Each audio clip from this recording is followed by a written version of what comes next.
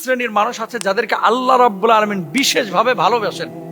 মানে এদেরকে আল্লাহ তাআলা বিশেষভাবে আল্লাহর ভালোবাসার চাদরে ঢেকে ফেলেন। এরা কারা? আল্লাহু আকবার। এরা হচ্ছে এক শ্রেণী হলেন যারা রাতের শেষ ভাগে ইবাদত বন্দেগী, জিকির আজকার, তেলাওয়াতে মগ্ন থাকে, এমনকি সফর ও ক্লান্তির হালতেও। এক কাফেলা পুরো রাত হেঁটে হেঁটে বা উট নিয়ে সফর করেছে, কখনো গরম কখনো ঠান্ডা। সারা রাত যদি আপনি হাঁটেন, ফজরের ঠিক আগ মুহূর্তে আপনার শরীরের ক্লান্তিটা আপনি বুঝতে পারেন যে কি পরিমাণ ক্লান্ত হবে আপনার শরীর। নিঃসন্দেহে আপনি বলবেন যে প্রচন্ড রকমের। এবং আপনি সৌদি আরবে বিমানে নাইমিয়া উমরা করার পরে তো আপনি জিন্দা লাশ হয়ে যান, কি পরিমাণ পরিশ্রম বিমানে যাওয়ার পরেও। তো হেঁটে যদি আপনি সফর করেন যে 200 কিলোমিটার, আপনার শরীরের ক্লান্তিটা কেমন আসবে, ঘুমটা কেমন হবে, জেকে বসবে না?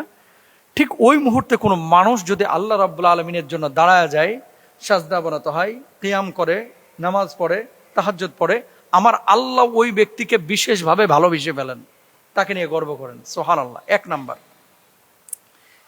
এরপরে দেখেন নবীজি সাল্লাল্লাহু আলাইহি ওয়াসাল্লাম আরো বলছেন কি, ওই ব্যক্তি, যেই ব্যক্তি লেপ বিছানা এবং নিজের পাশে সুন্দরী রমণী স্ত্রী থাকা সত্ত্বেও লেপ ত্যাগ করেছে, বিছানা ত্যাগ করেছে, শরীরকে বিছানা থেকে আলাদা করেছে, স্ত্রীর সাথে ওই মুহূর্তে মেলামেশা না করে সে তাহাজ্জুদে দাঁড়িয়ে গেছে রাত্রিকালীন সময়ে, আল্লাহ তাআলা তাকে বিশেষভাবে ভালোবাসেন। তাহলে হচ্ছে ক্লান্ত শরীর নিয়ে যখন কেউ তাহাজ্জুদে দাঁড়ায়। আর 2 নম্বর হচ্ছে যে বিলাসী এসি ছেড়ে ঘুমাইছেন, ফজর আজান দিচ্ছে, মন চাচ্ছে না যে স্ত্রী গায়ে হাত দিয়ে শুয়ে রয়েছেন, মন চাচ্ছে না নামাজে উঠতে, ল্যাপকে লাথায় ফেলাইয়া দিলেন, বিছানাকে পিঠ থেকে আলাদা করে ফেললেন, বউকে নামাজের জন্য জাগায় দিলেন, এরপর আপনি দাঁড়াইলেন, আল্লাহ ওই ব্যক্তিকে বিশেষভাবে ভালোবাসেন। সুবহানাল্লাহ। এরপরে রাতের শেষ প্রহর, যেই মুহূর্তটা বান্দা আল্লাহর নিকটে চলে আসে, এই সময় কেউ যদি জিকির আজকার করে, সারাক্ষণ যদি সুবহানাল্লাহ, আলহামদুলিল্লাহ, লা ইলাহা ইল্লাল্লাহ এবং মাখলুকের সেবায় যদি কেউ কাজ করে, আল্লাহ তাআলা তাকে বিশেষভাবে ভালোবাসেন। আহাব্বুন নাস ইলাল্লাহ মান ইয়ানফাউহুম লিন-নাস।